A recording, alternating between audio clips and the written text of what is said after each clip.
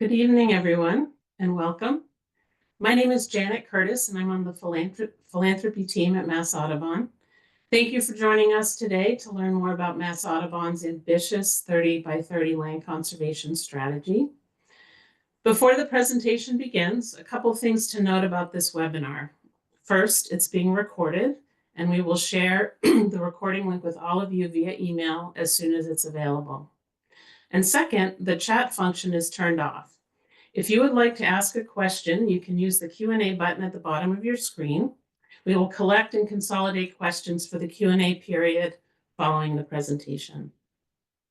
And now I'm pleased to introduce my colleagues and tonight's presenters. First, Jocelyn Forbush is Mass Audubon's Chief Conservation Officer, leading our 30 by 30 strategy.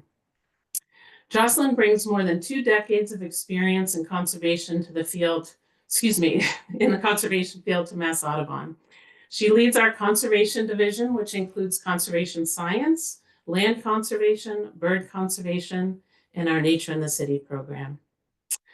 And David Santamena is Mass Audubon's Senior Director of Land Conservation. David also brings more than 2 decades of experience working in the conservation field. He leads a team of 10 working to protect Massachusetts lands, as well as ensure the stewardship of Mass Audubon's 140 conservation restrictions around the state, totaling nearly 9,000 acres. And with that, I'm going to turn it over to Jocelyn. That's great. Thank you so much, Janet, for the introduction. I'm really thrilled to be here this evening to share one of the most exciting efforts that Mass Audubon has underway, probably one of its most ambitious land conservation initiatives in our history. And as we get started, I just want to say how terrific it is to know that we have so many old friends on the line tonight, as well as many new faces. And David Santamena, my co-presenter, and I really look forward to sharing our work with you this evening, to the Q&A afterwards, and of course to continuing the discussions with you all beyond this evening as well. So just to start us off, I'd like to provide a brief overview of Mass Audubon's Action Agenda, which is essentially our 5-year plan of action that guides our work through 2029. For anyone who wants to read the full Action Agenda document, I invite you to dig into it further on our website. But broadly, the Action Agenda is built around 3 critical challenges to the health and well-being of our environment and to our communities in this moment. And those 3 issues include climate change, biodiversity loss, and the inequitable access to nature. So to confront the gravity and the urgency of these challenges, we've designed an action agenda that articulates 3 audacious goals mapped here on the screen that set our sights on impact and frame the work that we'll do in the next several years. So our topic for this evening, which is catalyzing land protection for climate and biodiversity, it touches really on all 3 of these goals, but in particular, we're going to be diving deeply into the strategy called 30 by 30 strategy. And this is really designed to drive our work to protect both resilient landscapes and to address climate change. So we're really digging in deep here on goals 1 and goals 3. We would look forward to engaging with you in the future webinars and other Mass Audubon events to explore the work that we're doing in Goal 2, which is the critical work around creating equitable access to nature, which we've mobilized through a different but similarly ambitious approach to what we'll be sharing this evening. So what is this strategy called 30 by 30? Where did it come from? And why is it so important for Mass Audubon's work in Massachusetts today? So zooming way out, the 30 by 30 strategy is also known as the Global Biodiversity Framework. It's a global and international target. It was adopted at COP15 by the parties to the Convention on Biological Diversity in December of 2022. The strategy calls for governments around the world to designate 30% of the Earth's land and waters as protected areas by 2030. So this strategy really relies on the conservation and management of ecologically representative, of well-connected, protected areas, and it rests on the scientifically supported theory that land protection is one of the best ways to protect carbon in our landscapes and to support intact, resilient, high-functioning ecosystems. So this strategy was adopted in 2022 by about 190 countries. That included the US's Biden administration, which committed to the effort via an executive order during his first week in office. So President Biden's executive order called for 30 by 30 in the US to be advanced as a locally led, voluntary effort using science as a guide and with care to honor the role of tribal nations. Since then, the federal government has advanced significant funding, has had quite a bit of focus on this 30 by 30 strategy. You've probably seen it embodied through the America the Beautiful initiative and also other pathways. But in addition, a number of states in the country have picked up on the challenge as well. This includes California, New York, Maine, Maryland, and Massachusetts. It's just a handful of states that are leading the way on 30 by 30. Some are further along than others, but each state shares similar goal to achieve the protection of 30% of their land and waters to protect the biodiversity and carbon in their states. So tonight, we'll explore what the effort looks like in Massachusetts, and in particular, how Mass Audubon is leading a collaborative effort to achieve 30 by 30 to support our resilient land and climate change goals in the Commonwealth. So what does this look like in Massachusetts? The 30 by 30 strategy, the initiative in Massachusetts, was originally adopted not long after it was adopted by the federal government. It was initially adopted to address climate change, and it came in the form in 2022 of the Clean Energy and Climate Plan, which the Baker administration identified the importance of nature-based solutions in protecting the ecosystems that sequester and store carbon in our state, especially our forests and our wetlands. In fact, this Clean Energy and Climate Plan that the state laid out relies on our forests and our wetlands and our other ecosystems to remove approximately 10% of our state's annual emissions, which is about the level of mitigation that the nature of Massachusetts currently provides each year. Importantly, this report acknowledged that protecting nature is one of the most, if not the most, cost-effective strategies for keeping greenhouse gas emissions out of the atmosphere. I note on this slide that the 2022 plan laid out a set of targets, a set of land protection goals ultimately, which include starting at 20% of land protected in Massachusetts in 2022. So that was the starting point of the plan. It anticipated getting to 28% by 2025 and hitting, here it is, 30 by 2030. And that was equivalent at that time in 2022 to a 100,000 acre goal of land protection. There are also goals put forward to go beyond, and you see here 40% to be protected by 2050. So there's more to come well beyond 30 by 30, but tonight we're just going to spend our time thinking through how do we get from here to 2030. So then the Healy administration explored this issue even more fully earlier this year in something called the Forest as Climate Solutions Report. And I would just top and tail this with the highest level takeaway being that it's critical to keep our forests intact in Massachusetts to protect the carbon storage and sequestration power that they provide, in addition to so many other benefits.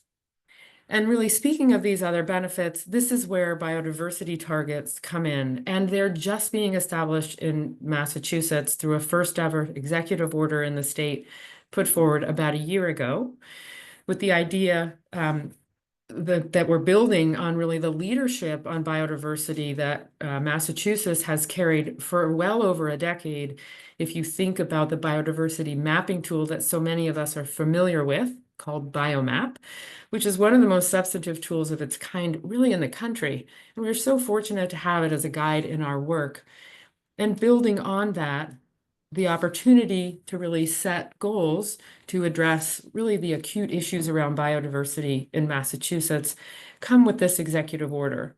It's really elevating the need to address the more than 400 threatened or endangered species that we have here in the state, not to mention the many more that continue to experience habitat decline and other threats.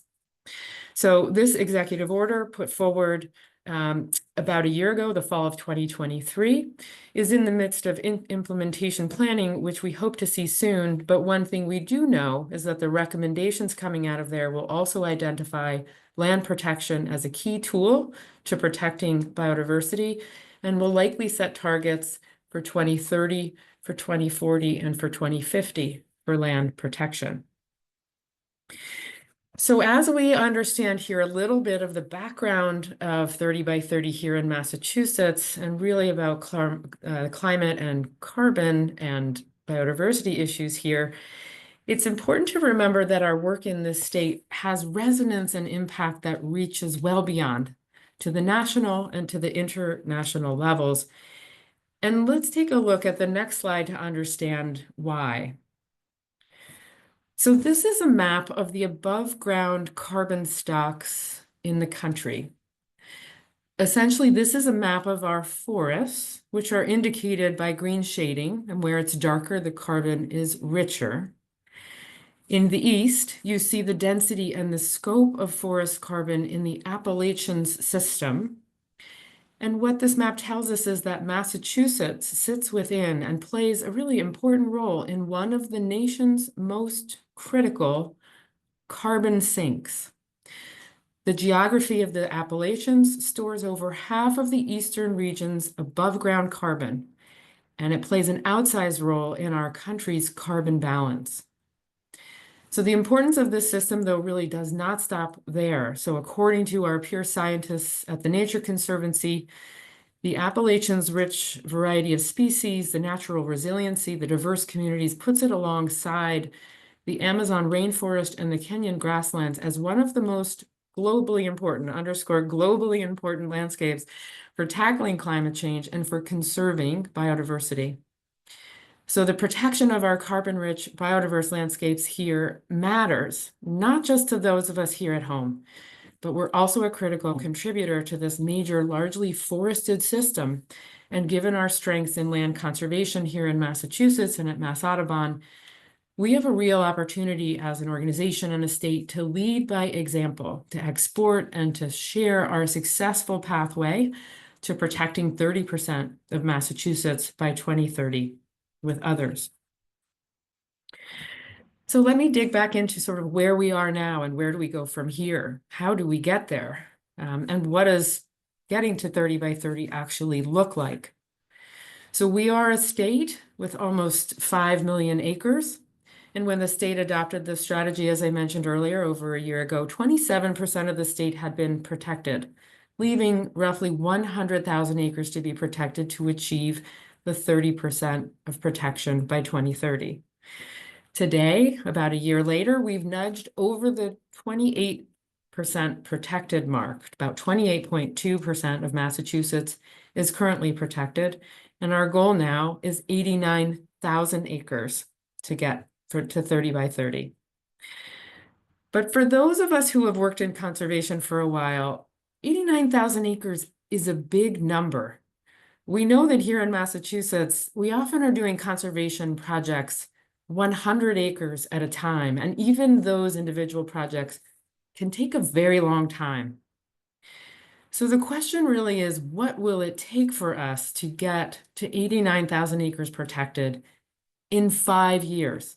What aspects of how we work now need to change? And what new resources do we need to up our game? So we've done some research on this to understand how we and our whole sector need to shift, how we need to change, how we need to think and behave differently. So for example, we've learned that we need to double the pace of our land protection in the state. So this would move us from about 10,000 acres that we protect per year as a whole sector to about 20,000 acres protected annually. We've also recently calculated that we need a range between $123 to about $695 million in additional funding. This is on top of what is already being spent on conservation, particularly by the public sector. So we need our public sector to step up. But we also know that we need to galvanize our own work, the private sector, to support our efforts. And so in this past year, Mass Audubon has created a 30 by 30 Catalyst Fund. This was seeded. Many of you heard about the transformative $25 million gift from MathWorks in 2023. And the ambition of the Catalyst Fund that we are establishing, built on the platform of that really terrific MathWorks gift, is to inspire philanthropic investment, to leverage public capital to ensure that we achieve the Commonwealth's goal of protecting 30% of the state by 2030. So a little bit more about our Catalyst Fund, which was launched back in June. So we're just a few months in. The target for our Catalyst Fund was to raise $75 million, which would represent essentially a private sector contribution to that big nut of 30 by 30. This fund is intended to allow us to be proactive, to act extremely quickly to protect the most carbon-rich and biodiverse lands in the state when they come available. The fund is also intended to provide critical support, both technical and financial, to our conservation partners. This is not just a fund for Mass Audubon's work. It is a fund to lift all of our work, all of our partners' work, to do more in partnership than any one of us could do alone. So we have ambitious goals associated with this fund. Of course, the acreage goal, which I've mentioned, 89,000 acres. But we also have a specific goal for Mass Audubon to captain or to lead the protection of 20,000 of those 89,000 acres that we want to be responsible for putting over the finish line.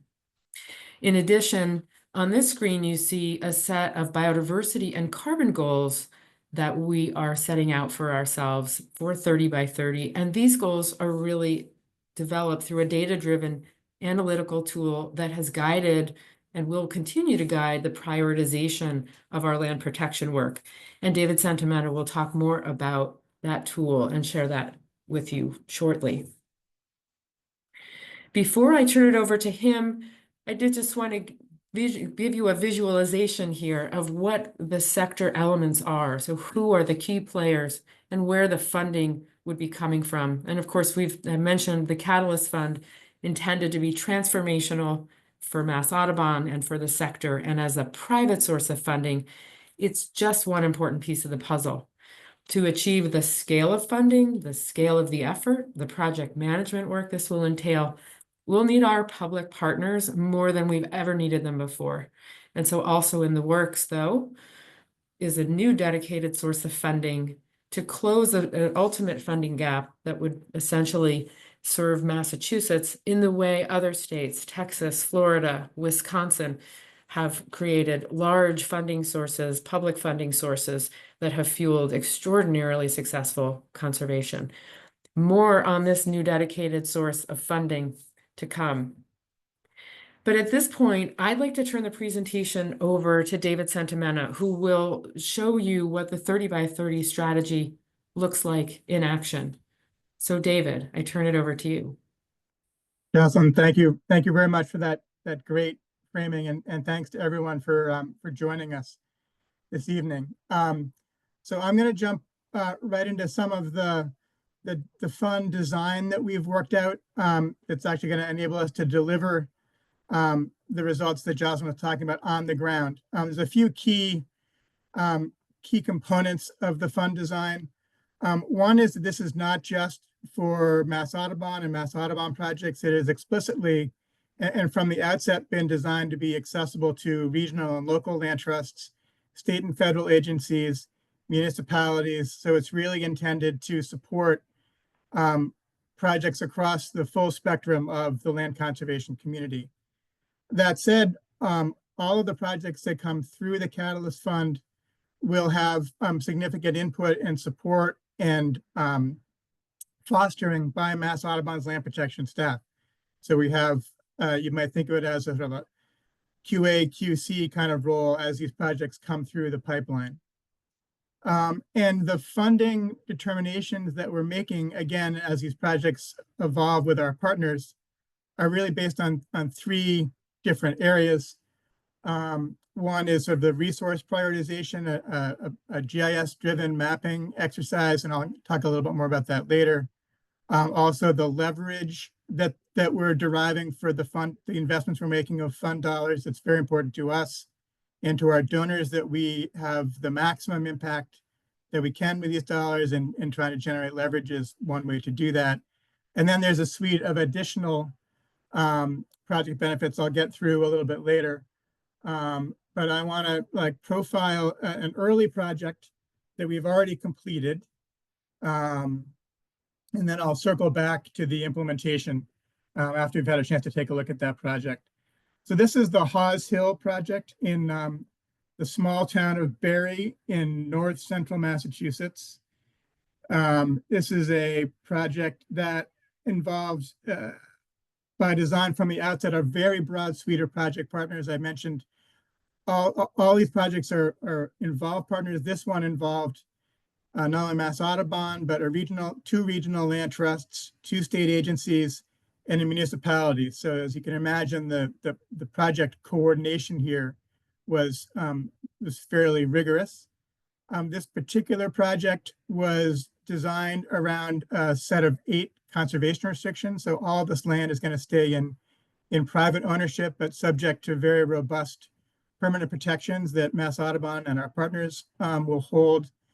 And the keystone to the leverage factor for the Haws Hill project really came in the form of a $1.25 million state grant that really kicked off the fundraising and enabled us to have significant momentum around that. The total project cost is almost $3 million. So this is a very substantial project, especially for that part of the state. This slide gives you a sense for the Haws Hill project areas in sort of red and gold in the context of Mass Audubon's Rutland Brook Wildlife Sanctuary in blue, which is really one of our keystone holdings in that part of the state. And this slide, again, Jocelyn referred to the biomap. And this shows the biomap layers in green, and you can see that the CR's conservation restrictions the Mass Audubon holds are the ones to the northeast and southwest. So we have strategically selected parcels for us to protect that have high habitat values. The parcels in the center there are more of a working landscape, and some of our partners are holding those CRs as equally important, but not Mass Audubon's focus. And so we're lucky to have partners that can really focus on that geography. So circling back to how we're actually putting this money to work, there are a variety of ways that we can deploy Catalyst Fund funds. One is what you might think of as sort of like the kickstart phase or project startup. These are small contributions that we're making towards with partners that may fund early stage appraisal work, early stage land planning work, landowner outreach. Sometimes the hardest funds to generate are those early dollars to get the project off the ground. We are also able to fund purchases both of land and fee, which is to say traditional outright ownership, as well as permanent conservation restrictions. We're able to make loans, to bridge loans typically, to again enable smaller partners to bridge a period before maybe a state reimbursement can arrive. And then pre-acquisitions, which are one of the I think real strong points of the Catalyst Fund is the ability to act aggressively and assertively to do pre-acquisitions before permanent conservation funding is available. The resource prioritization, this is a breakdown of how we're weighting those different factors. And you can see obviously a very heavy focus on both the biodiversity components as well as the carbon components. Also giving significant weight to the connectivity of these areas as well as parcel size. We do want to be as efficient as possible in terms of our project management and our partners' project management capacities. There's a lot of opportunity cost associated with these, and we just want to make sure we're having the maximum impact that we can by having good-sized projects. A set of additional project criteria. These don't lend themselves as well to quantification, but they're important, and you could think of these as they're extra credit, if you will, as folks are structuring these projects. Having said that, the connection to environmental justice communities, as well as reaching out to members of the indigenous communities and indigenous groups to incorporate their needs into this project is really important. This circles back to another one of the action agenda pillars, equitable access. So very much wanting to incorporate equity and indigenous considerations into these projects when we can. Also taking into consideration other designations like important bird areas, areas of critical environmental concern, public access, urgency and timeliness, and lastly, feasibility and likelihood of success, which is really an assessment of project structure to make sure that these are sound, well-designed projects that we're investing in. And again, we're working with partners to help structure these over the course of time. Having selected those criteria and those weightings, what you can see in this map is that data displayed over the western 5 counties of the state, which is really where we're intending to invest these forest targeted dollars. And you can see like we have a lot of really good potential projects in this geography. The northwestern corner of the state is a particularly hot spot. The northern part of the Connecticut River Valley, and some areas along the Connecticut border as well. But still, great opportunities in Worcester County around the Quabbin Reservoir. So no shortage of excellent projects from a resource standpoint. And we don't want to give short shrift to our coastal resources as well. And I would note that we're highlighting the coastal communities here as well. And we have a process underway to derive a set of sort of parallel criteria to apply in the coastal context that we're looking forward to rolling out within the next year or so. So that brings us back to a set of projects I'll sort of run through, and this is really the fun part for me as a sort of a deal guy. This is what really gets us going in the morning.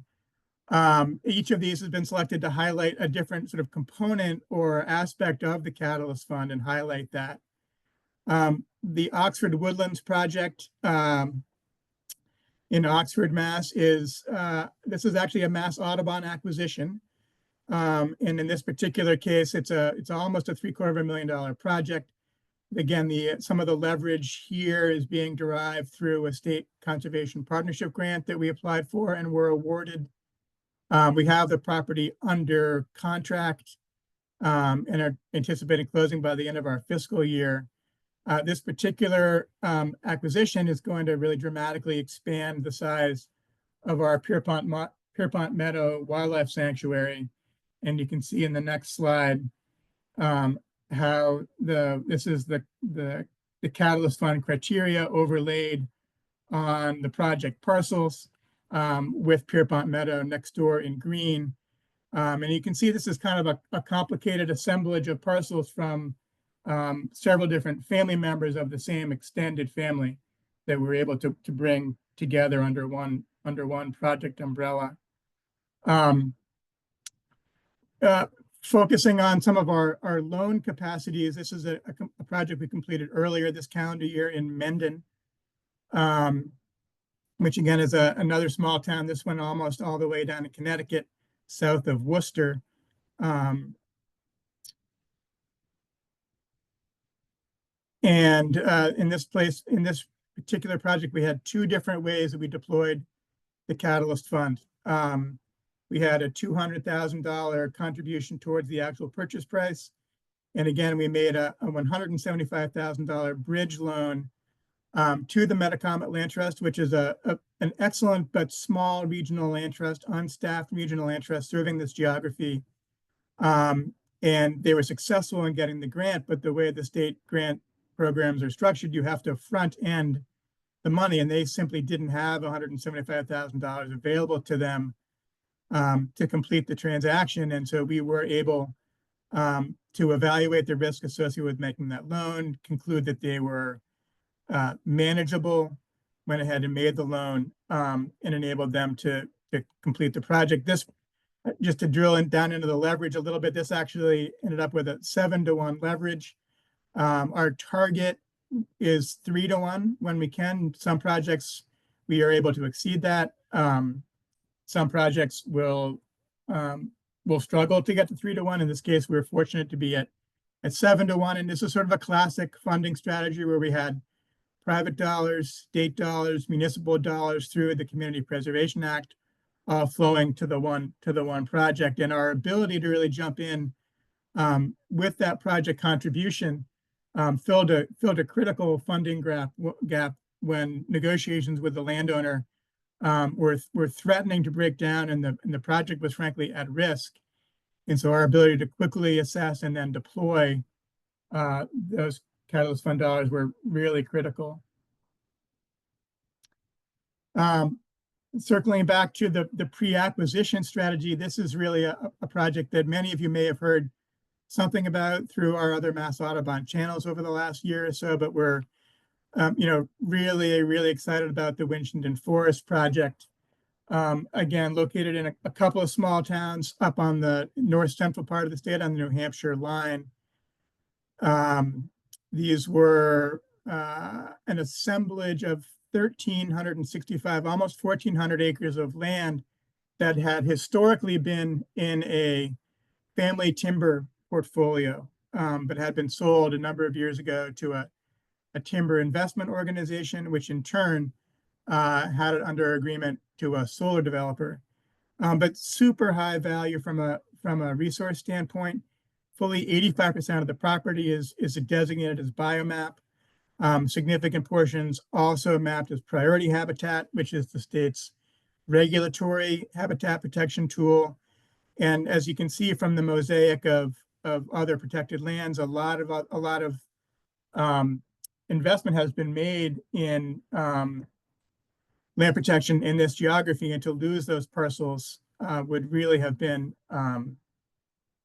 a blow to land protection in that region.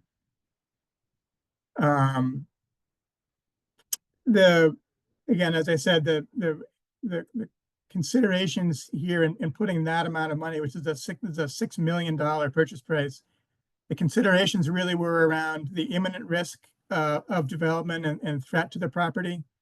There was very strong and sincere requests made by both two state agencies and as well as our local partners that we try and intervene. We had to work very closely with the towns of Ashburnham and Winchendon. They had a critical role to play in making this possible. And all that came together, and we were able to acquire the property at the beginning of this year and are holding it in anticipation of reconveying to the state agencies. This slide is a particular favorite. I was in the room at the time.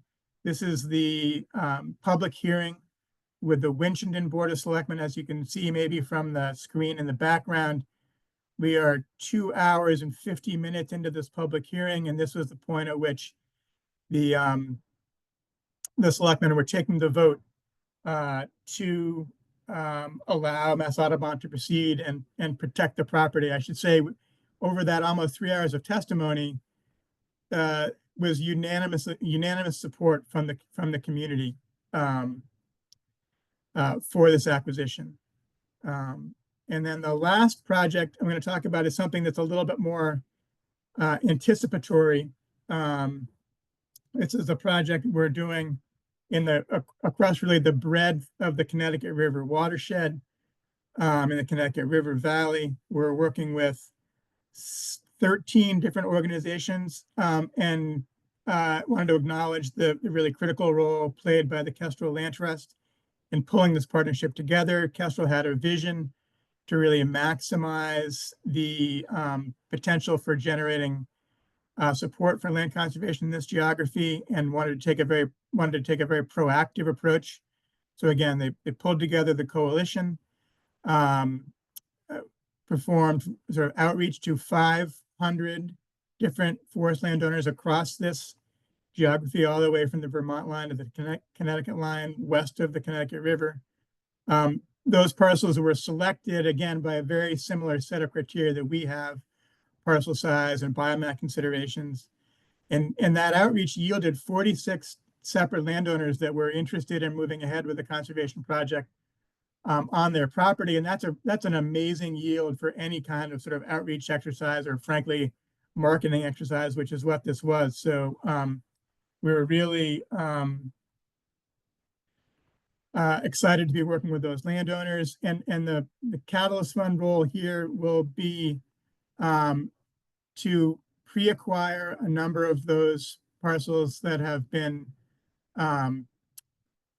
theoretically made available, that are the most at risk of development and being lost to development over the period of 18 to 24 months that it may take before federal funds can flow to the project. So again, similar to Winchendon Forest, we're deploying that pre-acquisition tool, which really is one of the most powerful tools that we have in the proverbial Catalyst Fund toolbox. So that's really our tour through the projects, and thank you. I'll turn it back over to Jocelyn. Thanks, David. An extraordinary scope of projects that we have underway, and we formally launched our Catalyst Fund just back in June. As you can see, we are off and running. We're already seeing it change the way we, Mass Audubon, and others in the sector are working. So for example, we've seen a clear acceleration of our own land conservation project pace, as well as that of our partners, as we scale to pursue larger landscape level efforts at a quicker pace.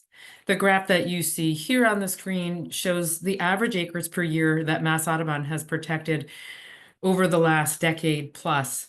You'll recall I noted earlier the need for our sector to double the pace of conservation across the state to achieve our 30 by 30 goal. And we're already seeing that necessary shift in our pace take hold since the Catalyst Fund was launched. Related to pace, and as David's examples share, our very talented land conservation team is working on more projects than ever before, both on their own for Mass Audubon projects specifically, but also those that partners bring to us. They're currently, as a team, navigating about 79 active projects, and our broader project pipeline is larger than it's ever been, at around 24,000 acres of land for future protection, all owned by landowners that have indicated an interest in working with us. So together, our land conservation team and their partners, as I mentioned, a huge number of projects that they've protected, it equates to just over 6,400 acres. All of these projects were supported and accelerated by the Catalyst Fund. And these aren't just any acres, but as David's project maps were illustrating, they're some of the most biodiverse and carbon-rich stocks in our landscape. Largely so far in our expansive forests of central and western Massachusetts. And using our analytical mapping tool, which is supported by Harvard Forest Carbon Model, and using Biomap, we're calculating and tracking the acres of biodiversity, the metric tons of carbon across our project work, so we can see how we're doing against these goals of mitigating climate change and of protecting the biodiversity of our state. So here on the right side, you see a bar of both our goals in these various categories, as well as the significant progress that we've made to goal through the protection of these very select over 6,400 acres of land. And what does the funding landscape, fundraising and fund landscape look like if that's what our project landscapes looks like? So We knew that driving land conservation at scale to protect biodiversity and carbon is the intended impact of the Catalyst Fund, and the ready pool of substantive funding that the fund provides allows us to respond quickly to project opportunities. It's allowed us to leverage other funds and to build the capacity of our partners. This pool of private funding is the critical ingredient that is inspiring system level and sector level change that we know is required for the impacts we envision. So when we launched the Catalyst Fund, we set a goal to raise $75 million, a figure that we knew would not be enough to achieve 30 by 30 on its own. But our hypothesis was that a fund of this scale would get the project flywheel turning faster. It would lift the sights and ambitions of our partners, of ourselves, and of the broader sector, and it would inspire other funders and funding sources to join in to complement our effort. And that's just what has happened so far. We have raised almost $40 million over the past 9 months, and of that, we have already invested roughly $15 million into projects. And importantly, for us and also for those who are contributing to our fund, we have been able to see significant leverage for every Catalyst Fund dollar that goes into a project. This stretches our fund's impact and brings more funding sources and interest into the fold and into the work. We've also seen the public sector respond to the fund's momentum in kind. So separately from the $40 million that we raised in private funds, roughly $35 million in additional public funds are now in hand to support the 30 by 30 goals. Now that includes the recently announced $25 million award. It's called the RCPP program. This is NRCS and USDA funds that Mass Audubon received. It also includes a variety of other state and federal commitments, all focused on biodiversity and climate change, carbon protection in our landscape, And lastly, but definitely not least, the fund has allowed us to grow longtime partnerships and collaborations. Mass Audubon is now playing a new role within the land trust community. Our funding capacity expands our abilities and what we bring to the table as a partner, and it adds a whole new dimension to the technical assistance role that we have long provided in the sector. So where do we go from here? So first, we'll continue our land conservation success, and we look forward to driving a tremendous pipeline of projects with our partners. And those partnerships are growing and they're deepening, and that's a really important goal of this effort. These collaborations that we've been building with other conservation organizations, they're extremely exciting and generative, and they're changing the way that we work together. They're lifting the skills, the capacity, and also the ambition of each of our organizations.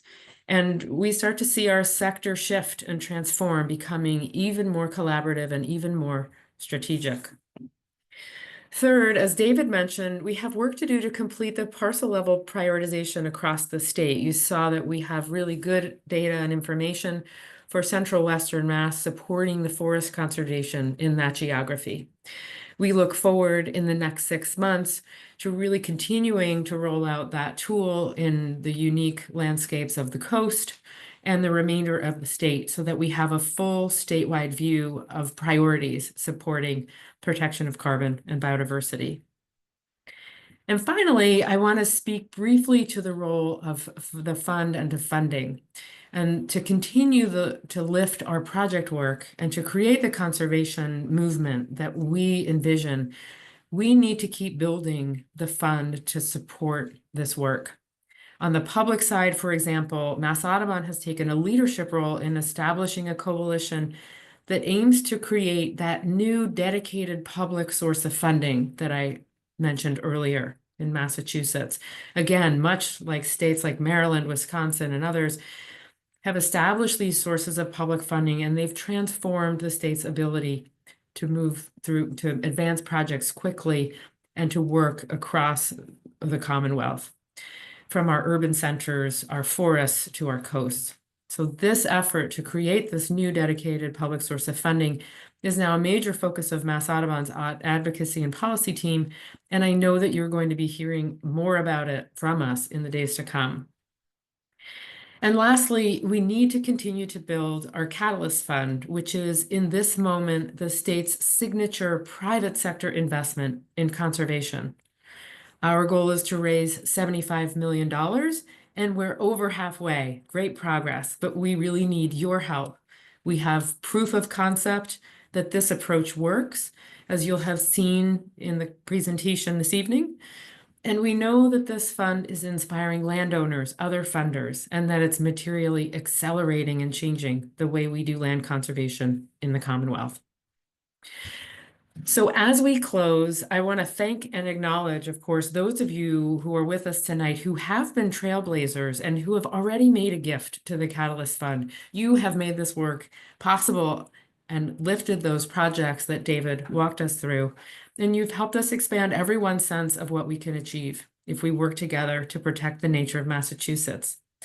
And I invite those of you who haven't yet participated in our Catalyst Fund work to make a gift to the fund, to connect us with landowners and partners, or to support Mass Audubon's exciting work more broadly across the state. So I'll close by sharing my thanks to all of you who have joined us and shared a rainy, stormy evening with us this evening to learn about this new program.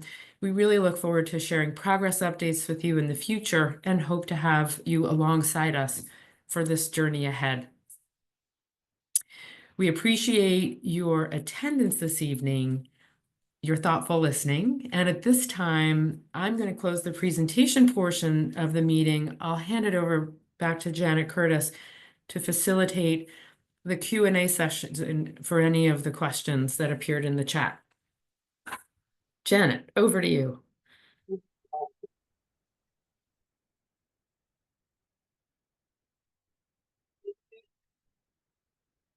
Oh, Janet, we're missing your audio.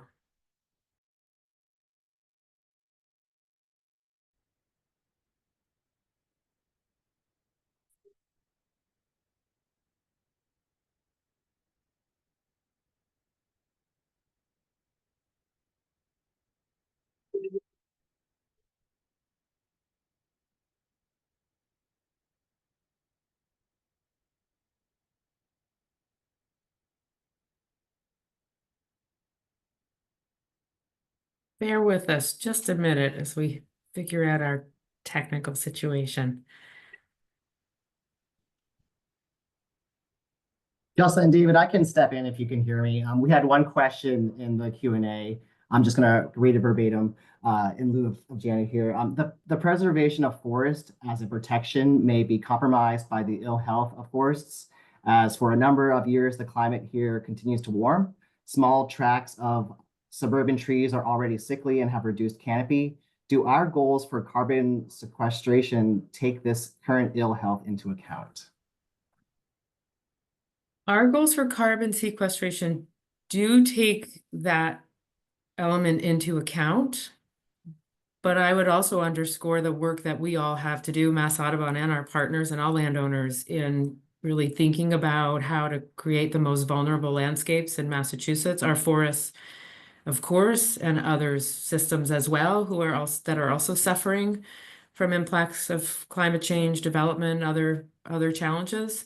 So I will note that the model that we've been using to determine and to set our carbon goals to track our carbon protection progress is one that's been built by Harvard Forest's Jonathan Thompson, who has a range of scenarios too long and detailed to get in here into here that take into account a certain amount of system degradation, as well as a certain amount of the system health persisting.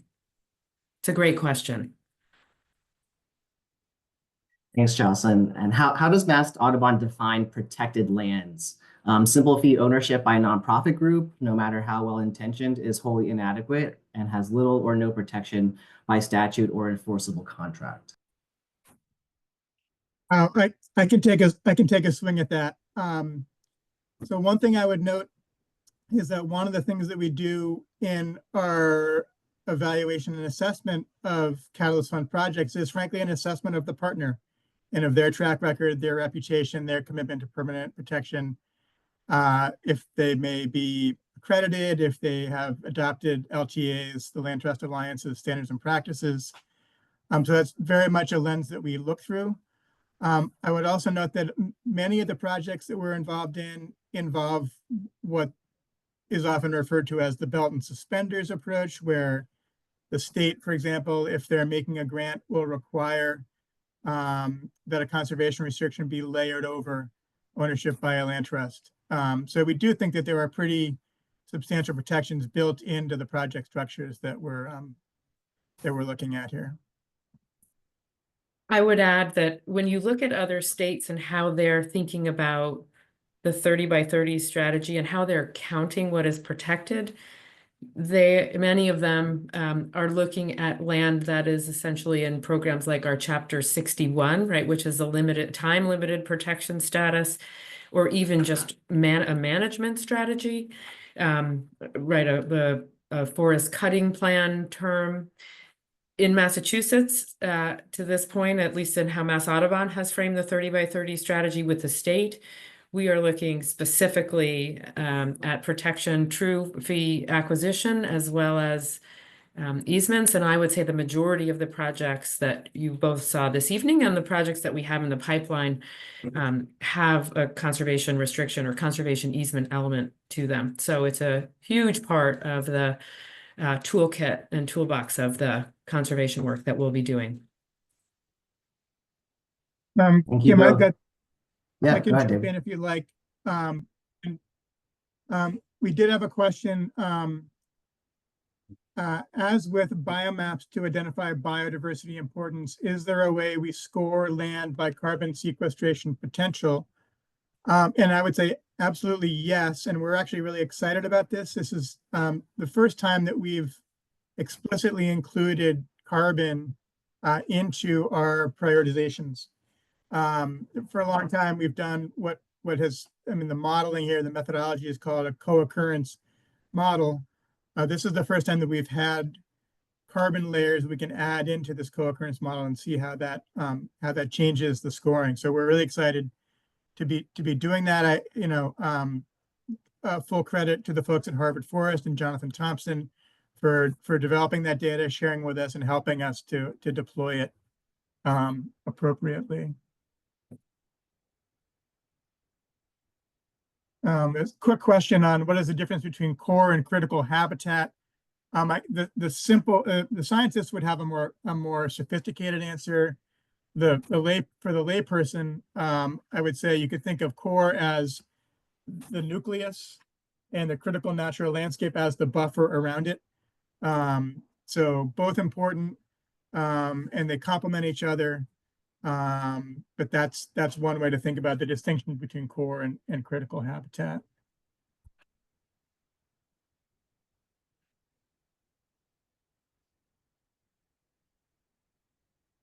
And a question about, will there be enough priority land coming onto the market in the next 5 years to meet the goals? I guess the first thing I would say is that we're not waiting for land to hit the market. As I think you could see from the Connecticut River Watershed Forests Initiative, really the key is to be positioned with the landowner when they make the decision to make a change in their ownership, and to be able to respond. And really that's the core of what the Catalyst Fund does for us. So more globally, if you look at the demographics of the landowning community, it's an older demographic, and so we do know that from both a farmland and forest land perspective, that more land is going to be going through some sort of succession process. So we're priming the pump, but also able to respond.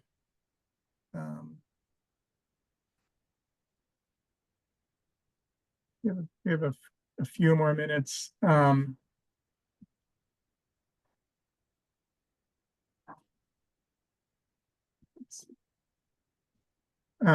have a question: do our plans for land conservation include ecological restoration, and under what circumstances? And Justin, I wonder if you might take that one, as you have restoration under your Sure. view as well. Yeah. Yeah, ecological restoration is a critical goal within the action agenda for Mass Audubon, particularly within that goal of building resilient landscapes. We have an exceptional restoration team now at Mass Audubon, relatively new, been growing and developing over the last 2 years, and has expertise across the full systems of Massachusetts: aquatic, inland, high energy stream restoration, dam removal, culvert removal, to salt marsh and cranberry bog restoration. So just to say that it's an extraordinarily important part of our work. And I think a wave of the future. We have some real challenges in Massachusetts around the permitting and regulatory context. We're actually slowed from moving projects forward at any kind of scale. So one of our priorities, not just of Mass Audubon, but of other practitioners, is to really clear the hurdles and change these regulations so that they're favorable to doing this kind of work. Within the work with landowners, as we're doing land protection projects, we're getting to know both them and their lands, as are our partners. And in that process, the opportunity to understand restoration potential is really significant. And I would say we have a handful of projects that we are working on currently that also have restoration elements to them. They may occur in sequence, but it's a really important part of the work. To the first question that we answered, right, part of this work is protecting it, and the other part of it is ensuring that our systems are really high functioning and vibrant and able to adapt to so many of the changes that they're subject to. So yes, a huge opportunity for us here in Massachusetts, sometimes linked to land conservation. And I think as we go forward, ever more so. We had a couple of questions around housing and the increasing challenge of affordable housing. I'd like to sort of mesh those together if I could and say we're acutely aware and sensitive to issues around housing. This has actually been a theme for the land trust community over the last handful of years, and something that, again, our advocacy and policy team is giving a significant amount of thought to. I'd like to point out that we actually are engaged in a couple of projects that have affordable housing components built right into them. One in particular I'd mention is in East Hampton, where, again, the Kestrel Land Trust is very involved, along with the city of East Hampton, and they've designed that project from the outset to include both an open space component and an affordable housing component. Mass Audubon is going to hold a conservation restriction over the open space portion of that project. So that actually is, again, the belt and suspenders sort of concept that we referenced earlier. So I think the land trust community increasingly is wanting to incorporate affordable housing elements when possible into projects. The last thing I'd say is that I was actually at the annual meeting of the Compact of Cape Cod Conservation Trusts, and they were running through sort of their project portfolio, and I was really struck by the fact that the majority of the projects they had underway included a housing component. So in an area where the housing crisis is even more acute than it is in other parts of the state, those land trusts are really working towards those goals. I might follow that up, David, just to add, in addition to housing, another issue that, as many of you know, we're looking at seriously is renewable energy siting facilities. You may recall the Growing Solar Protecting Nature report that came out many months ago now, but really important work for the conservation community and for the broader community to understand what do we really need to be developing from the perspective of solar and other renewables and the attendant transmission and other supporting infrastructure. What does that mean for conservation? What does that mean for housing, right? A finite land base, and together we all need to be identifying what the priority opportunities are for each of our sectors. I will say there's really good progress on the energy siting bill, the climate law that passed now a couple of weeks ago, I want to say. So progressing in the ability to have really important conversations around solar siting. with respect to biodiversity and to carbon, to nature. And we're looking forward to continuing to work with affordable housing partners as well in that larger conversation. And it's an ongoing dialogue, and one that we know that the state administration is also looking at from that scale of sort of planning and perspective of the needs across the state. So critical issues, both of those, housing and renewable energy siting, that we know we need both, and we know we can collaborate and align with both in the work that we're doing. So I know we're a couple minutes over. We've addressed most of the questions. Maybe we could do a couple more, and then we'll call it a wrap for the evening. We do have a question about, could we say again if and how the recent $25 million grant from the federal government factors into this effort? And again, Jocelyn, if you want to. Sure. Yeah. $25 million grant from NRCS. This is a grant that will help us do 3 things. The first of which, and I will back up to say that this is a grant that's focused specifically within the Connecticut River watershed and the subwatersheds within there. So this is, of course, a very significant, I want to say a third of Massachusetts in its scale, the focus of this work. The first focus is land protection. So there are resources in here, public resources from NRCS for Mass Audubon and several partners to fund conservation projects, both those that we have underway and those that could appear in the next and be developed over the next 5 years. The second area that grant is focused on is ecological restoration. In particular, we're looking at restoration of some of those, some of our aquatic systems, particularly restoration of floodplain forests. There's a number of priority dam removals that are underway. Again, this is in both the tributaries, and particularly the tributaries of the Connecticut River watershed, but we do have 1 or 2 floodplain forest restoration efforts underway on the main stem. And then the third area is actually quite an interesting opportunity for us. It's in partnership with the Lincoln Institute of Land Policy and their Center for Geospatial Studies.